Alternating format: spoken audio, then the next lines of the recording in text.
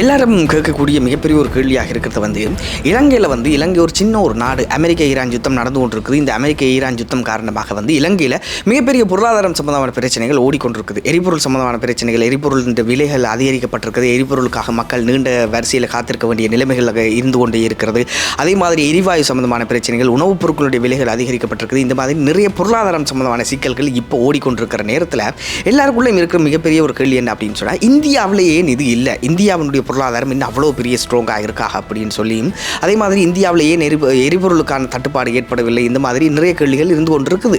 இந்த மாதிரியான நிலையில் இந்தியாவில் ஏன் இவ்வளோ ஸ்ட்ராங்காக இருக்குது அப்படின்னு சொல்கிறதுக்காக வந்து சிம்பிளாக சொல்லக்கூடிய ஒரு 3-4 ரீசன் இருக்குது. அந்த மாதிரியான ரீசன்களை தான் உங்களுக்கு நான் சொல்ல போகிறேன். முதலாவது ரீசன் என்ன அப்படின்னு சொன்னால், இந்தியாவில் ஏன் எரிபொருள் சம்பந்தமான பிரச்சனைகள் இல்லை அப்படின்னு சொன்னால் வந்து, இந்தியா வந்து ஆரம்பத்தில் ஈரானிட்ட தான் வந்து அதிகமான எரிபொருளை கொள்வனவு செய்தது. அதுக்கு பிறகு பார்த்தீங்கன்னு சொன்னால், இந்தியா வந்து தனியாக ஈரானில் மட்டும் தங்கி இருக்கல, ஈரான்கிட்ட மட்டும் எரிபொருளை கொள்வனவு செய்ததில்லை. அதுக்கு அங்கால வந்து சவுதி அரேபியாவிட்ட, அதே மாதிரி ரஷ்யாவிட்ட, அதே மாதிரி ஈராக்கிட்ட, இந்த மாதிரியான நாடுகளில் இருந்தும் எரிபொருளை கொள்வனவு செய்தது. ஸோ ஈரானில் பிரச்சனை அப்படின்னு சொன்னால் ஒரு பிரச்சனையும் இல்லை, நாங்கள் மற்ற நாடுகளில் இருந்து இந்த எரிபொருளை கொள்வனவு செய்கிறோம் அப்படின்ற ஒரு மைண்ட் செட் இருக்கிறதால வந்து ஈரானில் ஏதாவது பிரச்சனை இருந்தால் வந்து இது வந்து மிகப்பெரிய ஒரு செல்வாக்கை இந்தியாவினுடைய எரிபொருள் சம்பந்தமான பிரச்சனைகளில் செல்வாக்கு செலுத்தவில்லை அப்படின்னு சொல்கிறது முக்கியமான ஒரு காரணமாக இருக்கிறது. அதாவது தனியாக ஈரானில் மட்டும் இவர்கள் தங்கி இருக்கவில்லை அப்படின்னு சொல்கிறதான் வந்து இங்கே முக்கியமான ஒரு எரிபொருள் சம்பந்தமான பிரச்சனைகளில் மிகவும் முக்கியமான ஒரு விஷயமாக இருந்து கொண்டிருக்கிறது.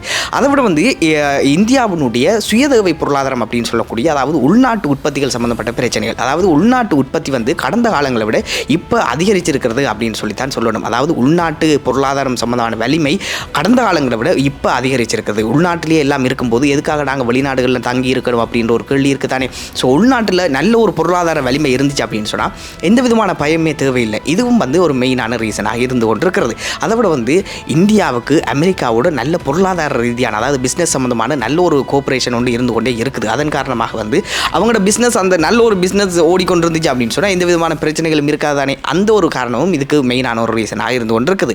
அடுத்த வந்து இன்னொரு முக்கியமான விஷயம் என்ன அப்படின்னு சொன்னால், இந்தியாவில் இருக்கக்கூடிய மிகப்பெரிய செல்வந்தர்கள் இருப்பாங்க தானே, இந்தியாவினுடைய அரசாங்கம் உட்பட மிகப்பெரிய செல்வந்தர்கள் உட்பட அவங்க என்ன செய்திருக்காங்க அப்படின்னு சொன்னால், வெளிநாடுகளில் நிறைய ட்ரில்லியன் கணக்கான டாலர்களை வந்து முதலீடு செய்திருக்காங்க. ஸோ இந்த முதலீடுகள் வந்து இந்தியாவினுடைய பொருளாதாரத்தில் மிகப்பெரிய ஒரு செல்வாக்கை செலுத்தி இருக்கிறது. இதையும் தாண்டி நிறைய காரணங்கள் இன்னமும் இருந்து கொண்டிருக்கிறது.